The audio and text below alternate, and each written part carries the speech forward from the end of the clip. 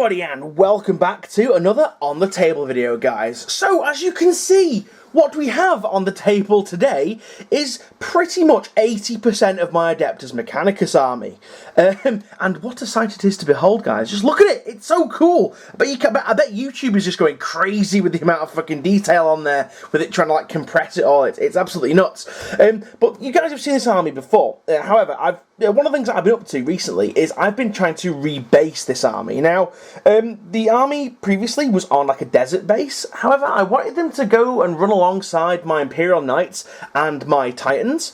So I kind of needed to do something about the bases, because the bases on my Titans and my Knights are all done like Muddy Battlefield, and the bases of these guys were done in desert theme. So I thought to myself, well, how am I going to do this? Rather than pulling out every single one off the bases and then rebasing them as mud, there must be something I can do in order to darken up the sand, in order to muddy it up, so to speak. And you guys, are eagle-eyed viewers, will notice that in the back here I actually have a really used tin, was a brand new tin, of Army Painter Quick Shade. Now this stuff is both horrendous and awesome and cheeky at the same time.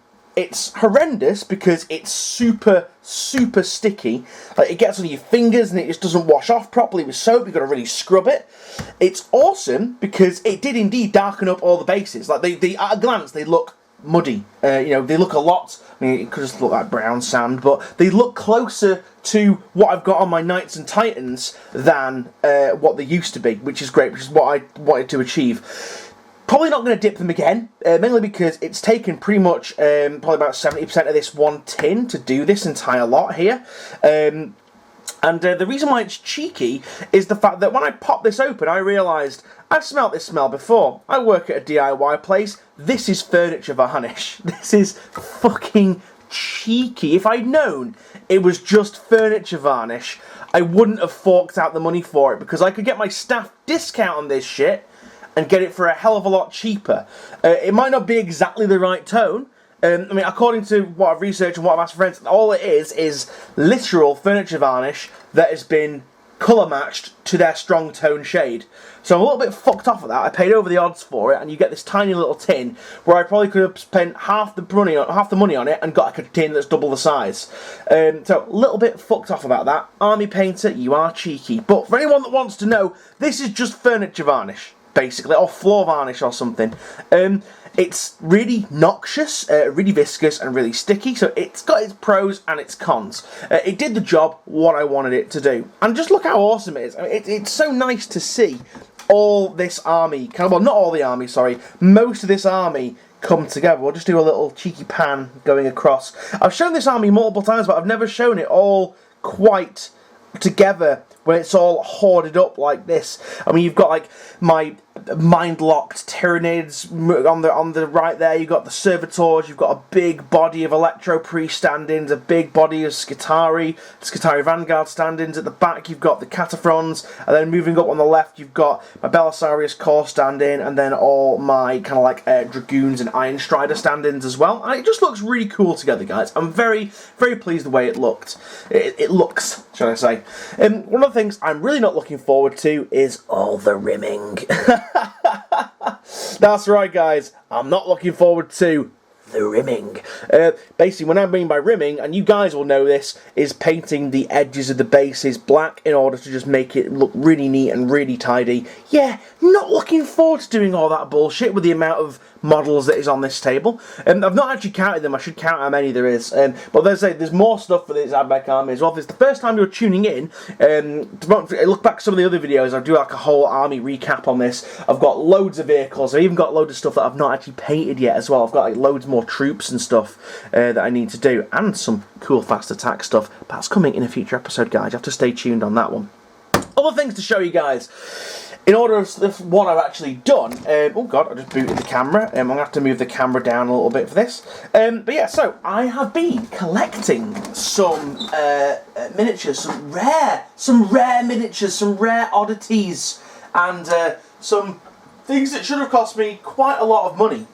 However, due to some eBay trickery, I did not pay a lot of money for them.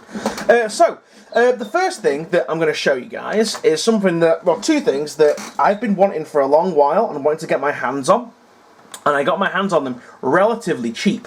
What you guys see before you are... I've dropped it. What you guys see before you are very, very old. Probably, I think, 30-year-old models. These are Adeptus Mechanicus Tech Priest engine seers from the Skulls catalogue. Now, for those of you guys that don't know, the Skulls catalogue was a thing that Games Workshop used to do.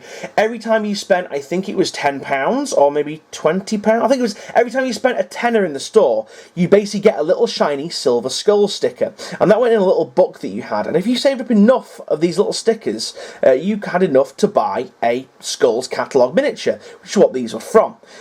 These are really, really cool. I got these at a really good price. I got these for, I think, £12 or £15 each, when normally they do go for a hell of a lot more. They normally go for about, I've seen them go up to £50 for complete models. And that's part of the reason why I got these at such a good price, because they're missing their backpacks, which is a little bit of a shame.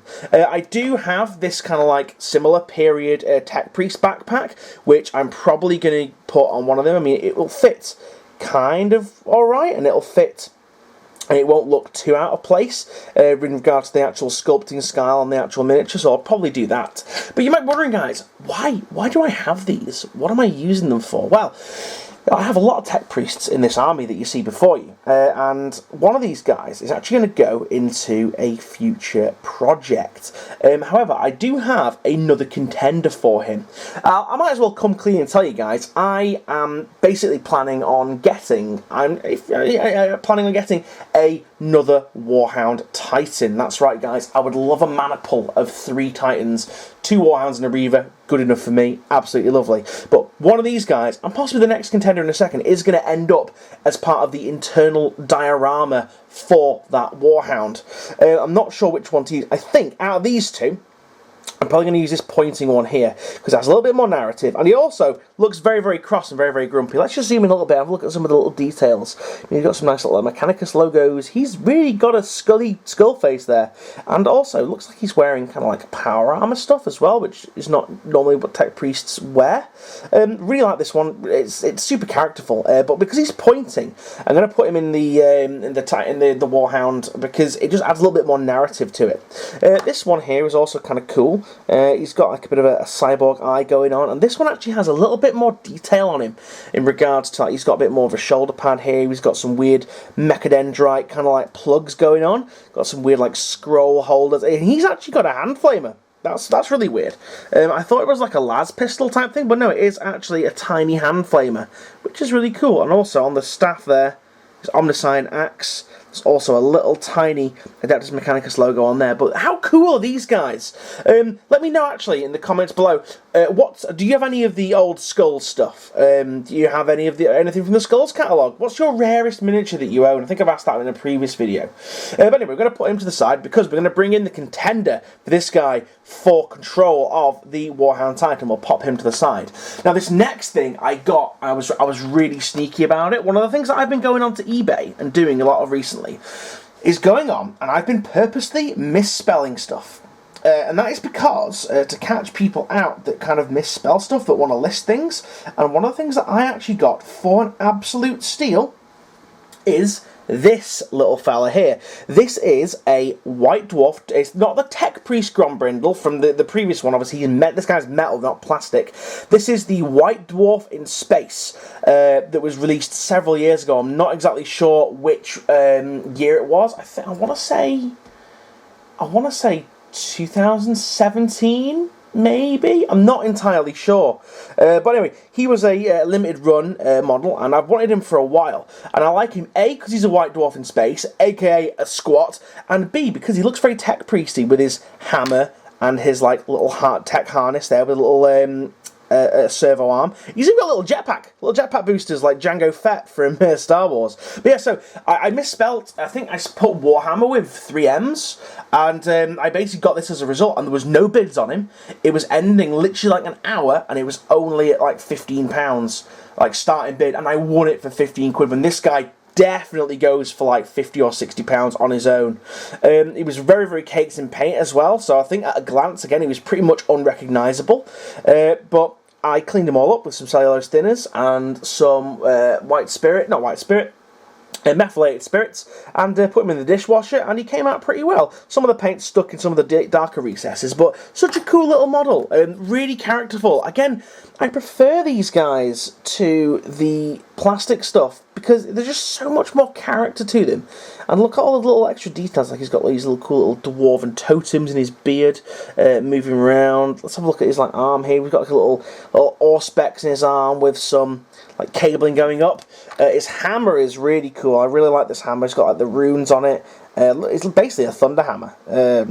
You know, it could quite easily be a tech priest hammer. I don't know, but he basically is a squat, guys. It'd be cool to have another squat in my Warhound, considering there is also a squat in the Reaver as well.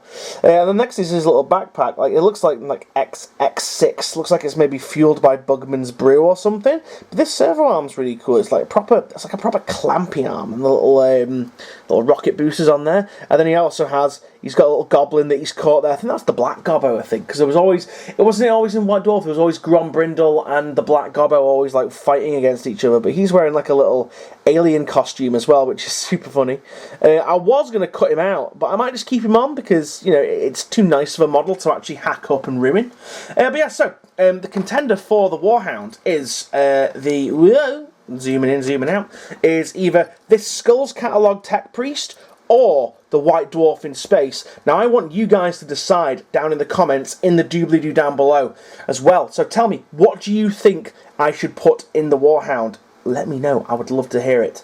And that's about it for this video, guys. Sorry it was a bit of a short one. Sorry I've actually done that much. I mean, unless you count this rebasing an entire army. Not much. But anyway, guys, I'll leave it at there. Don't forget to like, favourite, and subscribe. Don't forget to check out the Facebook page. Do not forget to check out the Instagram, because you'll get sneak peeks of sneaky things, what I've done. Links are in the doobly-doo down below. And I will see you guys in the next video. Thank you very much for watching, and I'll see you guys again. See you now, and goodbye.